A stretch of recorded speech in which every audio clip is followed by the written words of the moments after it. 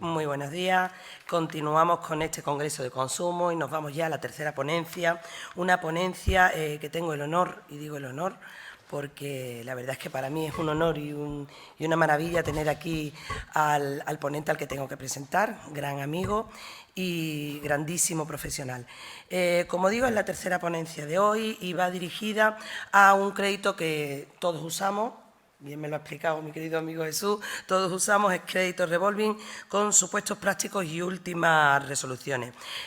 Os presento a don Jesús Sánchez García, licenciado en Derecho por la Universidad de Barcelona, colegiado del Ilustre Colegio de Abogados del Ilustre Colegio de la Abogacía de Barcelona y, bueno, en la actualidad es nuestro querido decano de Barcelona. Ha sido vicedecano durante buena parte de su tiempo y ahora pues ostenta el turno de decano. Yo estoy encantadísima de tenerlo aquí, para mí es un placer, él ya lo sabe, porque además lo aprecio muchísimo como persona y como profesional. A Jesús le gusta siempre que lo presentemos como abogado.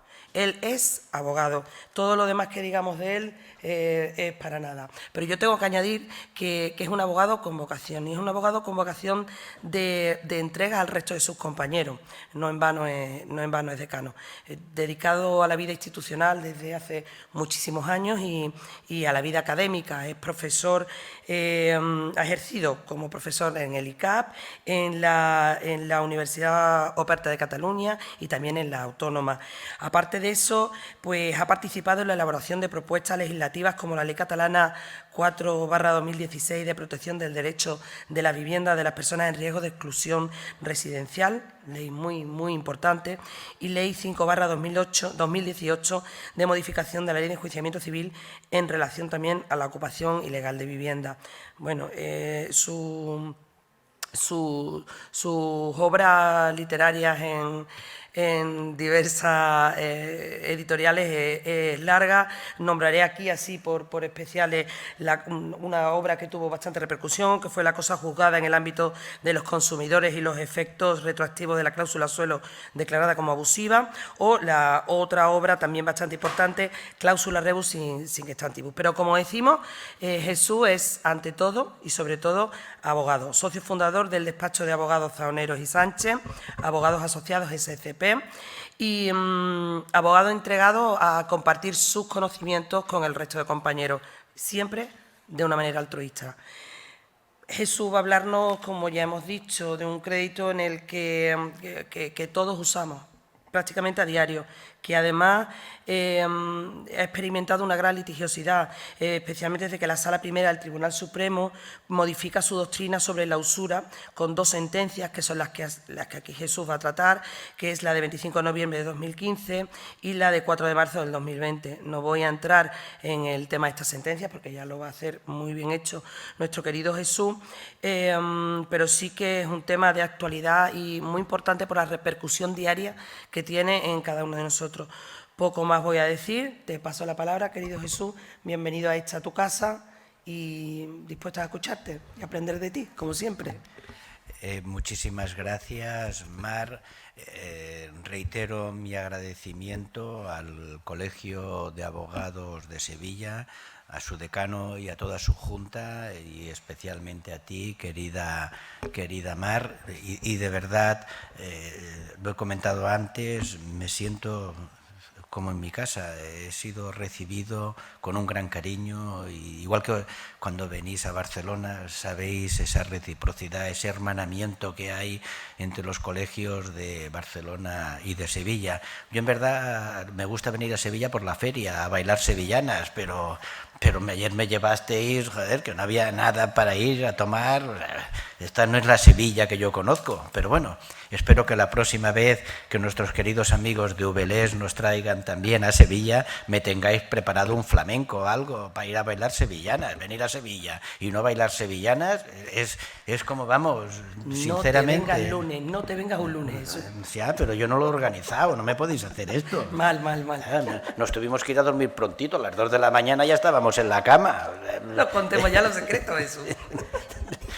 Esto no es lo mismo de otras épocas, pero bueno, vamos superando ya, gracias a Dios, la pandemia.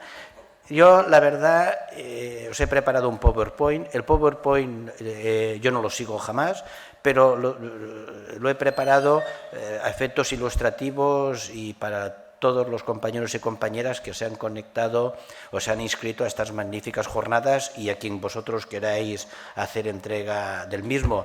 Voy a hacerlo de manera muy rápida, pero sí que quiero en esta materia que quede algo muy claro, que es que el Tribunal Supremo y los tribunales de instancia se han convertido en un órgano controlador de precios. En España, el interés remuneratorio es libre. Es libre tanto en el artículo 315 del Código de Comercio como en la orden ministerial la del 2011 que desarrolla la Ley de Economía Sostenible. O sea, aquí no hay un precio tasado en el interés remuneratorio de los créditos al consumo como ocurre en otros países de la Unión Europea. Y yo creo que eso es muy importante tenerlo en cuenta, porque esto se ha convertido en un auténtico mosaico jurisprudencial debido a una errónea, en mi opinión, interpretación de las sentencias dictadas por la Sala Primera del Tribunal Supremo. No voy a entrar en ellas porque probablemente, con toda seguridad, la mayor parte de los que me estáis escuchando conocéis muchísimo mejor que yo esa doctrina que fijó el Supremo en su sentencia de 25 de noviembre del 2015, por cierto, apartándose de una inveterada doctrina de la Sala Primera del Tribunal Supremo desde que se dicta la Ley de Usura de 23 de julio de 1908, inveterada doctrina cuyo máximo exponente la tenemos en la sentencia de 18 de junio del 2012. Aquí abro un paréntesis, sentencia de la que fue ponente don Javier Orduña y que además se incorpora por primera vez en el ámbito comunitario. No en España, no, en el ámbito comunitario, porque como este es un país que no sabemos reconocer nuestros méritos, es un país que a mí a veces me dan ganas de llorar. O sea, todo el mundo habla de la transparencia. La transparencia no nos viene de la Unión Europea. La primera sentencia que analiza la doctrina del control de transparencia es la Sala Primera del Tribunal Supremo en su sentencia de 18 de junio del 2012. La primera sentencia que se dicta analizando la transparencia como principio, como figura jurídica supranacional comunitaria, es la de 21 de marzo del 2013, por lo tanto posterior a la de la Sala Primera. Tenemos el orgullo de decir que en ese ámbito comunitario, analizando esas nuevas figuras jurídicas que nos venían de Europa, especialmente de la Directiva 93/13, quien introduce a nivel europeo esa nueva figura jurídica de la transparencia es la Sala Primera del Tribunal Supremo. Pues bien, en esa famosa sentencia de 18 de junio del 2012, allí ya la Sala Primera del Tribunal Supremo marca muy definidamente los ámbitos delimitadores de la Ley de Usura, de la Ley General de Consumidores y Usuarios y del Código Civil como metodología de interpretación de los contratos. Luego tenemos la sentencia de 2 de diciembre del 2014 y otras de la Sala Primera del Tribunal Supremo, hasta que llegamos a la sentencia de 25 de noviembre del 2015 y acaba con esa jurisprudencia inveterada de interpretación de la Ley de Usura. Voy a ir, aquí tenemos las sentencias que yo os comentaba, la de 18 de junio, la de 2 de diciembre, una que luego comentaremos de 27 de marzo del 2017 que me parece muy interesante y la verdad es que el Tribunal Supremo, ¿qué hace la sentencia de 25 de noviembre del 2015? Dice, oiga, miren ustedes, los créditos al consumo materializados a través de lo que es una tarjeta de crédito o un crédito revolving, es decir, un crédito revolvente que permite su reutilización. Mientras vas amortizando puedes ir solicitando de nuevo créditos, mientras está vigente, son muy caros. Y como nosotros decimos que son muy caros, pues así, con dos narices, dice el Supremo, estos son muy caros. Y como el legislador es incapaz de regular y que son muy caros, se ha acabado. Aquí para eso somos la Sala Primera del Supremo y somos la ley. Y ya está. Y coge el Supremo su sentencia de 25 de noviembre del 2015 y dice, hasta aquí hemos llegado. Como son muy caros, nosotros decimos que se aplica la Ley de Usura. Primer error básico, la Ley de Usura está pensada en la tacha de inmoralidad. ¿Por qué surge la ley de usura? Porque con el Código Civil decimonónico, que aún tenemos vigente, entramos en una libertad de pacto absoluta. Acordaos que con el Código Civil ya se deroga la rescisión por lesión, libertad absoluta. Y la verdad es que en aquella época, y por eso también tenemos el artículo 1535 del Código Civil, habían los usureros, eso que ahora llamamos fondos buitre, porque eso es histórico, o sea, que nada ha cambiado. Lo que pasa es que ahora legalizado por la Unión Europea y ya no son usureros, ahora son fondos de inversión. Estos que han venido aquí y se han quedado con todo.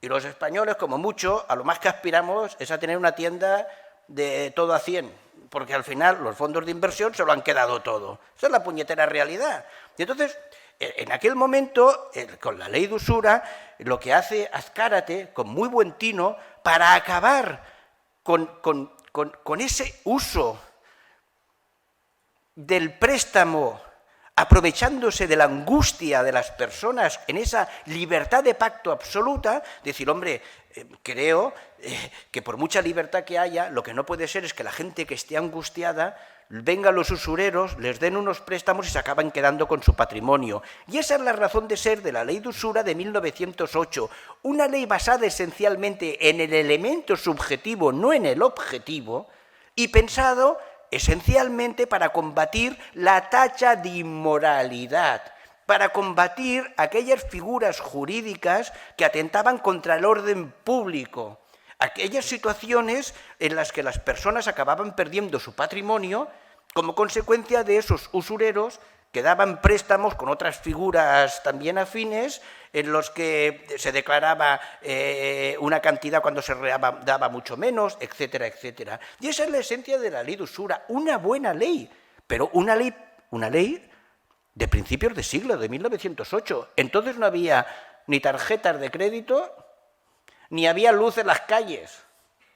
Es que no había nada. O sea, y aplicar una ley de usura de 1908 a un mercado financiero es una auténtica, y perdonad que os lo diga, en un foro jurídico y con todo mi respeto, una barbaridad.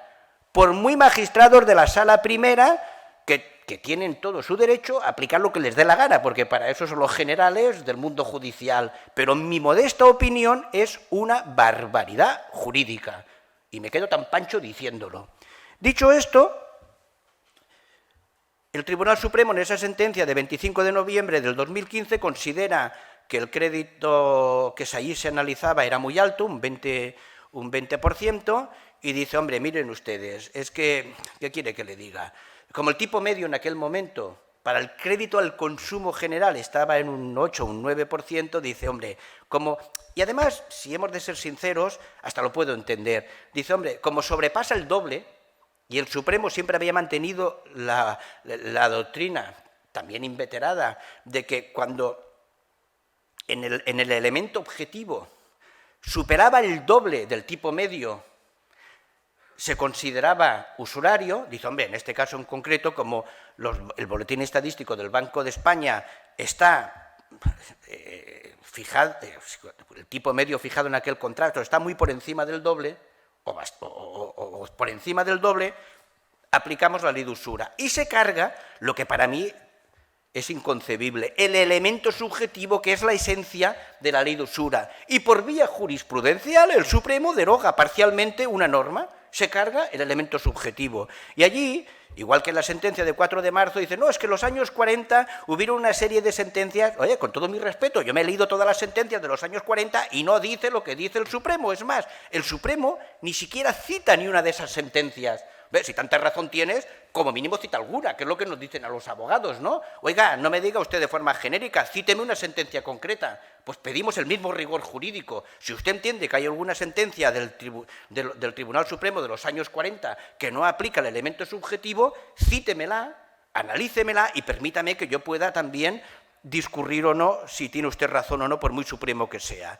La verdad es que a raíz de esa sentencia del 2015, el Banco de España, en marzo del 2017, para adaptarse a la jurisprudencia de la Sala Primera del Tribunal Supremo, ¿qué es lo que hace? Fijar en el capítulo 19.4 del Boletín Estadístico del Banco de España un apartado, una columna, en donde se recoge el tipo medio de los créditos revolving, porque el crédito revolving, que no tiene nada que ver con la asociación del rifle, el crédito revolving, son créditos que se piden, es otra cosa muy distinta. Pues con el crédito revolving lo que te hace es fijar una tipología, una media a través de una tipología de los créditos revolving en nuestro país. Cuidado, si nos vamos a Europa, mientras que el tipo medio, cuando se dicta la sentencia, estaba en un 20%, en toda la media europea estaba en un 18%. El crédito revolving no es una tipología concreta de un crédito exclusivamente español, es un mercado financiero que está en toda Europa. Y la diferencia porcentual entre lo que hay en el resto de Europa y lo que hay en España son 2 puntos. Por lo tanto, estamos hablando de que es caro, sin duda, pero no ilegal. Que son 2 cuestiones muy importantes para mí, sin duda, caro, pero no ilegal. Y a quien le corresponde regularlo, y yo no paro de decirlo en todos los foros, es a ese legislador, que tenemos un legislador más parado que parado, porque nuestro legislador es de nota. Y encima, un ministro de Consumo de nota en esta materia, de nota, porque ha sido incapaz de poner orden en ese bazar jurisprudencial que se ha generado como consecuencia de las 2 sentencias de la Sala Primera del Tribunal Supremo. Al final no es un problema jurisdiccional, al final es un problema de incapacidad del legislador de haber regulado adecuadamente la materia. Pues bien, fijaos aquí, en esa columna del medio, el tipo medio de lo que es el crédito revolving. Estamos hablando de diciembre del 2021. El tipo medio ha ido bajando y está de un 20,45 hemos pasado ahora actualmente en un 18,22. Pero si nos vamos al portal del cliente bancario, veréis que ese tipo medio ahora actualmente está en el 18,42 en Europa. Por lo tanto, la media 18,22... estamos prácticamente igual en Europa y aquí. Por lo tanto, lo que me parece inconcebible es ese mosaico jurisprudencial que se ha generado cuando el tipo medio español ahora, hace 5 años había 2 puntos porcentuales por debajo, pero ahora se ha igualado prácticamente. La verdad es que todo el mundo esperábamos que el Supremo acabara de delimitar adecuadamente su sentencia de 25 de noviembre del 2015. Y yo, sinceramente, lo bauticé como la sentencia de 4 de marzo del 2020. Todo el mundo la esperábamos con una gran ilusión. Y yo le denominé la sentencia de San Casimiro, porque San Casimiro es el 4 de marzo. Y le denominé la sentencia de San Casimiro porque San Casimiro fue un santo polaco que todo el mundo conocido como el hombre que iba a poner la paz. Y todo el mundo esperábamos esa sentencia de marzo del 2020 porque por fin iba a haber paz. Por fin iba a consolidar una doctrina y delimitar adecuadamente esa doctrina al Tribunal Supremo. Y desgraciadamente ha sido erróneamente interpretada, en mi opinión, esa sentencia de 4 de marzo del 2020. ¿Por qué ha sido interpretada? La sentencia es una buena sentencia, lo tengo que decir, es una muy buena sentencia. Yo no sé por qué en esta audiencia provincial no están siguiendo esa doctrina. Se han apartado de esa doctrina del Tribunal Supremo. Doctores tiene la Iglesia. Yo no voy a discutir lo que diga la audiencia provincial porque seguro que están mejor preparados que un modesto ponente, pero me cuesta mucho de entender esa doctrina, y ahora pondré un ejemplo de cualquiera de sus sentencias. En realidad, lo que hace el magistrado ponente de esa sentencia de 4 de marzo del 2020, que fue el mismo magistrado ponente de la sentencia de 25 de noviembre del 2015, por cierto, magistrado gran conocedor del derecho comunitario y de esta plaza, don Rafael Sarazá, un gran estudioso del derecho. Recordar que en el año 98 él planteó una cuestión prejudicial en un tema de viajes combinados del Corte Inglés, o sea, una persona ya que fue pionera en el planteamiento de cuestiones prejudiciales. Lo que hace esa sentencia es decir, mire usted, nosotros en noviembre del 2015 dijimos que yo no comparto la tesis del señor Sarrazán y de la Sala. Dijimos que todo lo que sobrepasara el doble era usurario. Como se habían cargado el elemento subjetivo, acaban aplicando la ley de usura como si fuera un algoritmo, exclusivamente una cuestión aritmética. 1, 0, 0, 1. Un algoritmo. Mira, el Supremo fue el primero en aplicar la inteligencia artificial, lo de artificial lo pongo yo entre comillas, en los productos revolving, porque al final lo que han hecho es, oiga, 2 más 1, 3. Ya fuera, esto es usurario, porque se ha cargado el elemento subjetivo, que es la esencia, repito, de la ley de usura. Pues bien, el Supremo lo que hace en esa sentencia de marzo dice, oiga, mire usted, cuando nosotros dictamos la sentencia de noviembre del 2015, el Banco de España no tenía una media para esta tipología de productos financieros. En marzo del 2007 ya confeccionó una tipología de productos financieros. Por lo tanto, lo que hemos de tomar como media es la TAE, en la fecha de formalización del contrato. Y para acudir al método comparativo hemos de ir a esa columna que el Banco de España tiene, esa columna que yo os enseñaba antes, el capítulo 19.4, esta de aquí, esa columna que veis subrayada, que es los productos revolving. Y hay que hacer la comparativa. Eso es lo que dijo el Supremo. Y ahí delimitó muy bien cómo debemos de llevar a cabo esa aplicación. Problema que sigue manteniendo, como Paco Martínez Soria, R que R, la derogación del elemento jurisprudencial del elemento subjetivo, que yo no comparto, pero al fin y al cabo son los que mandan. Y San Casimiro, pobrecito, se ha quedado sin tarjeta de crédito. Entonces, yo ahí no voy a entrar, pero sí que quiero explicar algo que para mí es muy importante. Comete un grave error. Comete un grave error.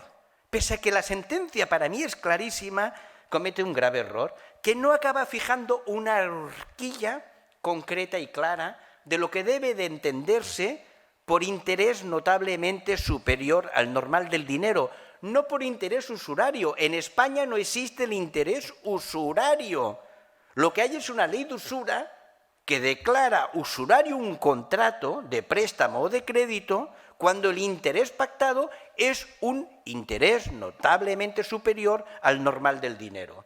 Entonces, lo que hace el Tribunal Supremo en esa sentencia de 4 de marzo del 2020 es aplicar, es seguir con la derogación del elemento subjetivo, pero no fija una horquilla. No dice, pues mire, todo lo que supere 6 puntos por encima será interés notablemente superior. Todo lo que supere 1/3 será interés notablemente superior. Y desde que se dicta esa sentencia de 4 de marzo del 2020, San Casimiro entra en una depresión, porque en vez de conseguir la paz y conseguir la tranquilidad y generar, que es la obligación de la Sala Primera del Tribunal Supremo, generar seguridad jurídica, ha provocado un bazar jurisprudencial en donde Cantabria dice que todo lo que supere un 10% es interés notablemente superior, Badajoz dice que todo lo que supere un 15% es notablemente superior, Cádiz dice que no, que es la que yo creo que acierta y ahora explicaré por qué, todo lo que supere el 30% es interés notablemente superior, y el Carajal lo tenemos montado. Y lo peor que puede haber en un país, y lo digo de verdad, lo digo respetuosamente, pero me produce una gran tristeza que el Supremo haya provocado esta situación, es la inseguridad jurídica. Nosotros, cuando nos vienen nuestros clientes y nos consultan, esa indeterminación provocada por la sentencia de la Sala Primera del Tribunal Supremo provoca zozobra, provoca angustia, porque te viene un cliente y te dice, oiga, pero es que a mi vecino o mi prima de Badajoz le han declarado, ya, pero es que aquí resulta que el parámetro comparativo es distinto. Pero ¿cómo puede ser? No, es que cada uno interpreta la sentencia del Supremo como le parece. Y sinceramente, eso como jurista me produce desazón, me produce tristeza, porque es las mayores de las inseguridades jurídicas que puede tener un país. Y eso, desgraciadamente, lo ha provocado la Sala Primera del Tribunal Supremo. Mirar, un simple ejemplo, la sentencia de la sección 6ª de la Audiencia Provincial de Pontevedra de hace escasamente un año, de 3 de marzo del 2021. Ahí la tenéis y nos lo describe. Mientras unas audiencias dicen que todo lo que supere el 33% es notablemente superior, otras nos dicen que un 10 o un 15%. Pero ojo, el problema que tenemos la mayoría de los juristas es que somos de letras. Y cuesta mucho de entender, porque no es lo mismo un 10% en un préstamo hipotecario con un interés del 3% que un 10% en un préstamo al consumo de un 20%. Es que no es lo mismo. Es que no es lo mismo 3 puntos porcentuales en un préstamo hipotecario de un 3% que 3 puntos porcentuales de un préstamo al consumo de un 20%. Al final, lo que necesitamos es seguridad jurídica. ¿Y por qué digo que ha sido mal interpretada esa sentencia? Es muy sencillo, no hace falta ser Einstein, de verdad, aquí lo pongo, para poder entenderla. Y vamos a ver si dirigiéndome como si fuera esto Barrio Sésamo, soy capaz de explicar qué es lo que realmente ha querido decir la Sala Primera del Tribunal Supremo en su sentencia de 4 de marzo del 2020. Yo creo que el profesor que acaba de entrar ya conoce muy bien esa sentencia. Pero ves, llegas a la hora que entra en acción Barrio Sésamo. Ese es horario infantil. Ahora nos servirán el chocolate con churros. Y voy a intentar explicar aquí de forma pedagógica qué es lo que quiso decir el Tribunal Supremo. Os he dicho al principio que el Tribunal Supremo, en su sentencia de 25 de noviembre del 2015, en su fundamento de derecho cuarto, infine, lo que dice es, oiga, que antes os lo explicaba, de acuerdo con nuestra doctrina, aunque ya os he dicho que el ponente, señor Sarazap, y la sala in integrum, porque fue una sala de pleno, se equivocó, derogando de facto el elemento subjetivo, aunque la sentencia de 25 de noviembre del 2015 no lo dice de manera clara, lo dice en plan pillín, de Barrio Sésamo. En la de 4 de marzo del 2020, que ya no estaba uno de los magistrados, ahí sí que lo dice, sale del armario y se carga el elemento subjetivo de manera clara. En la de noviembre estaba ahí encubierto. En la de marzo del 2020, no. Esta es la realidad. Esa es la mens jurisprudencialis de la Sala Primera del Tribunal Supremo. Pues bien, ¿qué es lo que dice la de noviembre del 2015? Ya os lo he dicho. Aplica inteligencia artificial, algoritmo, el tema numérico, todo lo que supere X de forma objetiva es interés notablemente superior. Y ahí dice, todo lo que supere el doble es interés notablemente superior. Claro, allí nada más teníamos en aquel momento, en el boletín estadístico, como os decía, crédito al consumo general, se englobaba todo. Y la media era entre un 9-10% en aquel momento. Curiosamente, porque ya sabéis que el Tribunal Supremo tiene dos varas de medir. Cuando se trata de un préstamo hipotecario, ahí le produce opticaria. O sea, allí ni elemento subjetivo ni elemento objetivo, ahí el préstamo hipotecario es intocable en este país. O sea, vamos, ya sabéis, la teoría del vencimiento anticipado, el IRPH, vamos, lo que haga falta. El préstamo hipotecario es la quinta esencia del negocio jurídico de este país. Y curiosamente, en una sentencia de 27 de marzo del 2019, ahí aplica el elemento subjetivo. Ahí dice que en un 40%, imaginaos, en un préstamo del 6,18, que era la media, y el pactado estaba en un 10, superaba el 44 puntos, y dice, no, uy, esto no es usurario, no, uy, por el amor de Dios, estamos en un préstamo hipotecario, préstamo hipotecario es la quinta esencia de los negocios jurídicos de este país. Cuando ya sales del préstamo hipotecario, todo vale. Y toda interpretación, esta es la puñetera realidad, en mi opinión personal, en mi modesta opinión personal de un humilde abogado. Pero tengo derecho en un foro de decir lo que me dé la gana, o a ver si no tengo derecho, probablemente equivocadamente, pero lo digo. Es una de las grandes ventajas que tiene ser abogado, que dices lo que quieres. Total, para el caso que nos hacen luego los juzgados. Pues bien, en esa de marzo del 2019, Sancho Gargallo, un gran magistrado, un gran jurista, ahí lo da por bueno 4 puntos. En un préstamo, fijaos, un 10%, un préstamo hipotecario un 10%, con todo mi cariño, es una barbaridad de bárbaro. de grande, de abultado, como mi amigo Abraham, grande así. Pues bien, allí partimos de la premisa del doble. Llega la de 4 de marzo del 2020 y ya teníamos el boletín estadístico que estaba en un tipo del 20% y ya nos lo explicaban. ¿Qué es lo que hace el Tribunal Supremo? Y Sarazá lo explica muy bien en su sentencia. En la mayor parte de los países de la Unión Europea,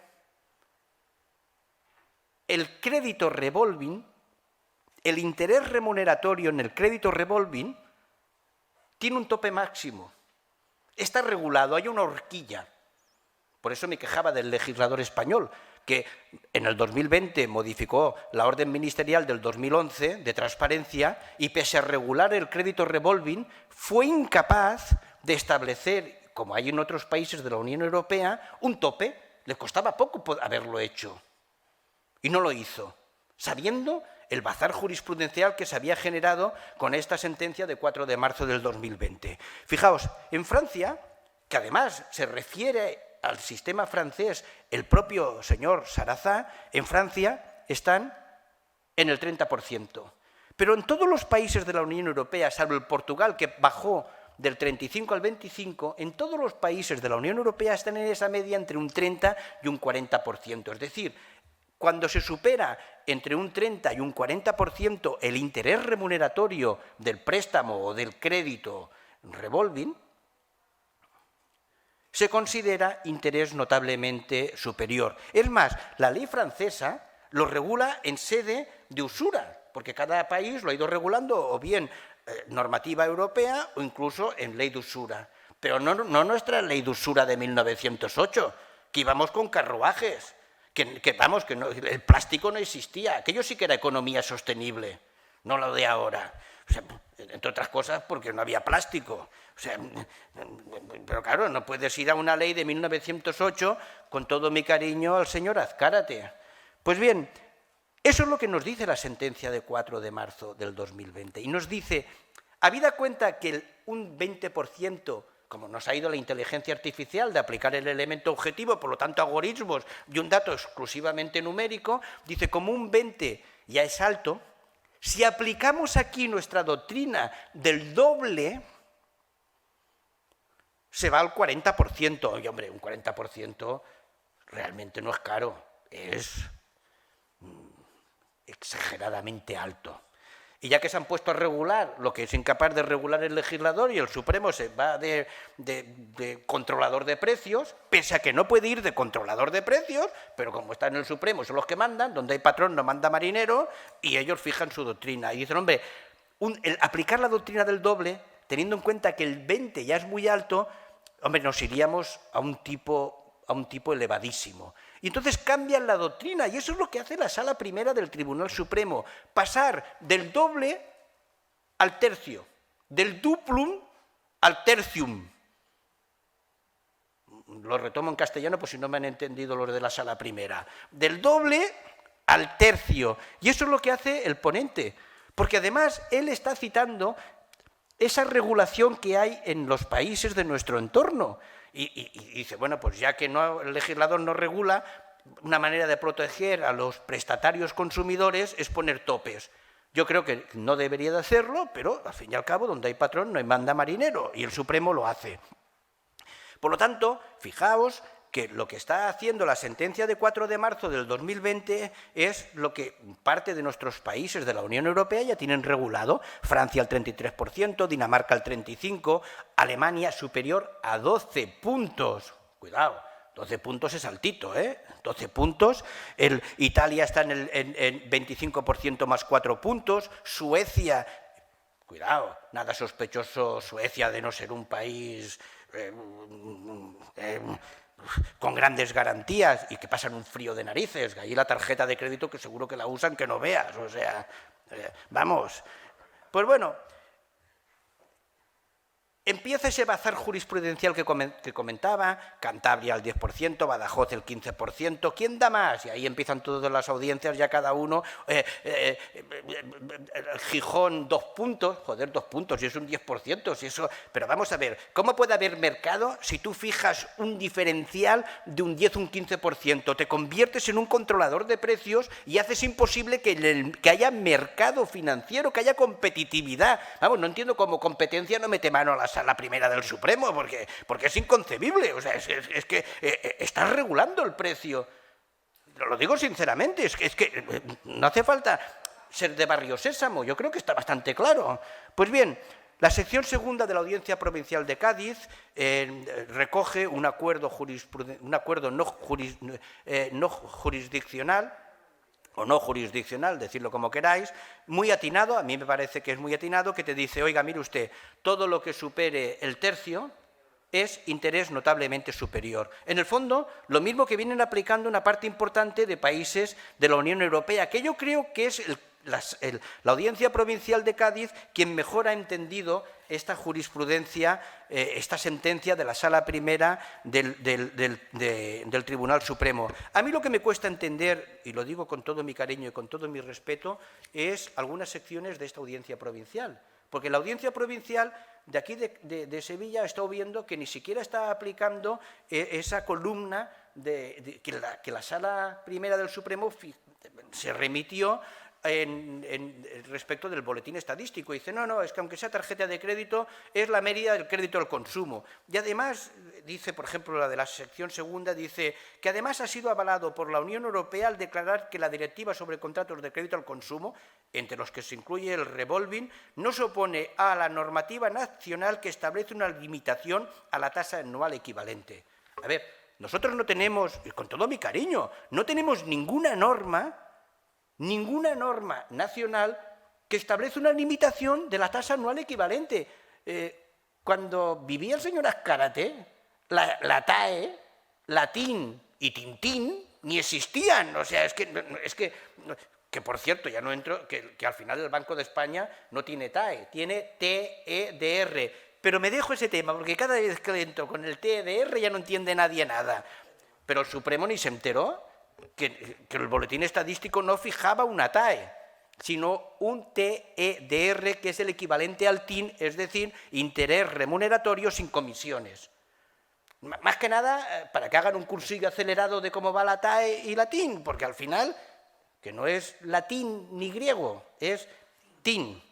Pues bien, y ya con esto voy a terminar, porque no quiero parecer irreverente, y Dios me libre, que soy una persona muy respetuosa. Pero fijaos que aquí, por ejemplo, está diciendo alguna sección de esta Audiencia Provincial que hay que ir al tipo medio de los créditos al consumo. A ver, yo no estoy de acuerdo con la Sala Primera del Tribunal Supremo, pero soy muy respetuoso con la jurisprudencia y con la seguridad jurídica. Yo no la comparto, pero al fin y al cabo, la Sala Primera del Tribunal Supremo ha fijado doctrina jurisprudencial. Y nosotros estamos obligados, lo digo con todo el cariño del mundo, a seguir esa doctrina jurisprudencial. La seguridad jurídica lo requiere. Lo que no me vale es luego los órganos inferiores coger y decir, no, de esta sentencia coge esta parte y me olvido de la otra. No, si usted va a esa sentencia, aplícala íntegramente, pero no me vale coger lo que a usted le dé la gana y lo otro olvidarse. Lo siento en el alma. Fijaos que no, es que aquí aplico yo de oficio, ¿no? El Tribunal Supremo, la sentencia de 4 de marzo del 2020, recordar que dijo que si usted quiere reclamar la devolución de los intereses remuneratorios, la aplicación del artículo 3 de la Ley de Usura, tiene que formular demanda reconvencional. Es más, no estamos ante el principio de efectividad porque es norma nacional, no es norma comunitaria.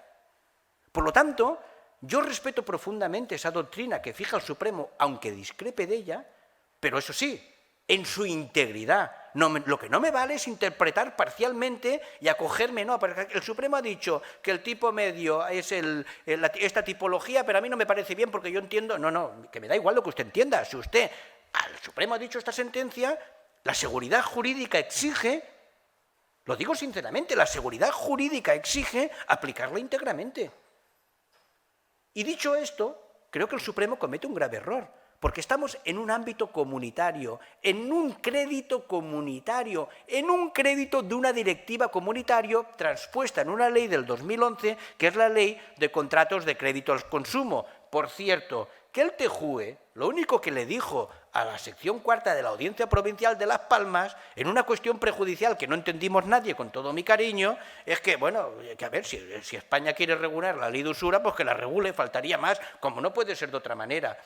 Hay una cuestión prejudicial planteada por la juez de primera instancia número 4 de Castellón, interesantísima, que lleva a cabo una fundamentación, un análisis y una metodología en su exposición de lo que es toda la normativa comunitaria, toda la normativa de crédito al consumo, y que no se puede aplicar la ley de usura, porque son ámbitos delimitadores propios para un mercado financiero. La ley de usura, repito, está pensada en la tacha de inmoralidad, no para combatir un mercado financiero. Y se ha acabado. Y repito, ojalá el legislador de una vez por todas regule esta materia y ponga orden. Me queda a gusto, ¿verdad?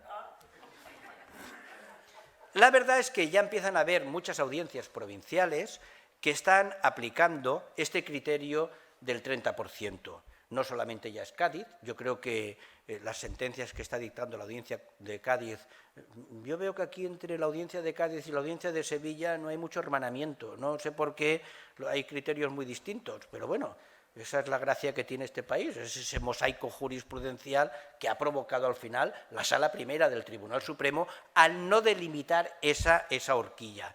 Pero lo cierto es que todo eso va cambiando, cada vez hay más audiencias provinciales que van poniendo orden y espero que o bien la Sala Primera del Tribunal Supremo delimite muy bien la cuestión o bien el legislador regule el tema. Desgraciadamente nos encontramos que en estos momentos no hay seguridad jurídica. Te viene un cliente a consultar y no sabes qué decirle, no sabes realmente qué posibilidades hay, porque luego hay audiencias que unas secciones dicen una cosa, otras secciones dicen otra. Por ejemplo, aquí el magistrado Víctor Nieto, por cierto, a quien conozco de años, porque él estuvo de magistrado en el juzgado de primera instancia de Santa Coloma de Gramenet, Víctor Nieto, una excelente persona y un gran jurista, pero aquí te dicen, no, 4 puntos ya es muy elevado. Yo, sinceramente, con todo mi cariño, que uno me diga 3 puntos, el otro 4 puntos. Esto parece aquel programa de cesta y puntos, o sea, es de una discrecionalidad que produce zozobra. O sea, pónganse ustedes de acuerdo, pero ustedes, por muy jueces que sean, no pueden cada uno decir lo que les dé la real gana. Lo digo sinceramente como un humilde abogado, que lo único que pido es seguridad jurídica. Repito, creo que esa es la cuestión esencial. Dicho esto, quiero recordar que la Sala Primera del Tribunal Supremo nos está diciendo que en materia de interés remuneratorio los jueces no pueden convertirse en controladores de precio. Yo a veces me cuesta entender la Sala Primera del Supremo en toda esta materia. Me cuesta mucho, porque ya me cuesta con el IRPH, ya no os digo lo que me cuesta en esto, pero te dice el Supremo, en esta sentencia de 10 de diciembre del 2020. Oiga, mire usted, es que el interés remuneratorio es un elemento esencial del contrato, de acuerdo con la Directiva 93/13, solamente puede usted entrar a analizar la posible abusividad si se incumple el control de transparencia. Bien, todo eso lo tenemos muy claro. El juez no puede convertirse en un controlador de precios, pero luego el propio Tribunal Supremo se convierte en un controlador de precios aplicando en la ley de usura. O sea, unas situaciones que realmente, no sé, me cuesta muchísimo de entender. Yo, la verdad es que aquí os facilito en todas estas diapositivas toda la documentación que he ido acumulando y Y luego, otra cosa curiosa, que se produce una cosa divertidísima, ¿no? Como la famosa sentencia esta de Alcázar de San Juan y otras sentencias en los microcréditos. Los famosos microcréditos, que algunos de ellos están en el 3000%, y te dicen, no, siguiendo la doctrina del Tribunal Supremo, como que hay que ir a la tabla de esa tipología, claro, como la media es de 3000%, eso no es usurario. Coño, ¿y eso es usurario un 20%? O sea, por el amor de Dios, claro, cuando tú destrozas las figuras jurídicas, como dice un buen amigo, un gran jurista, cuando destrozas las figuras jurídicas, pasa lo que pasa, que aparece el monstruo y se lo devora todo. O sea, la seguridad jurídica es muy importante y no puedes estar cambiando las interpretaciones en función de lo que la casuística del caso concreto convenga, con todo mi cariño y con todo mi respeto, ¿eh? Y bien, quiero entrar en lo que es el control de transparencia, la prescripción. Hay muchos temas a tratar, pero yo creo que se nos acaba el tiempo, ¿verdad que sí? ¿Cómo vamos de tiempo? Ah, me quedan nada más 22 segundos. Hombre, a mí las transparencias me encantan, dependiendo de las situaciones, pero no tienen nada que ver con el control de transparencia. Y con eso ponemos fin a la conferencia.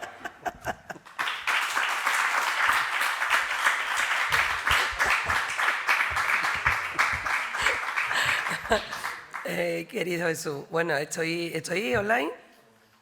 Sí, querido Jesús, como siempre, es un placer tenerte aquí, es un placer escucharte. Han sido 45 minutos, creo, que se me han pasado, que no me he enterado, y tú ya sabes que estos no son precisamente mis temas. Me da pena que el tema de la transparencia no lo hayas explicado.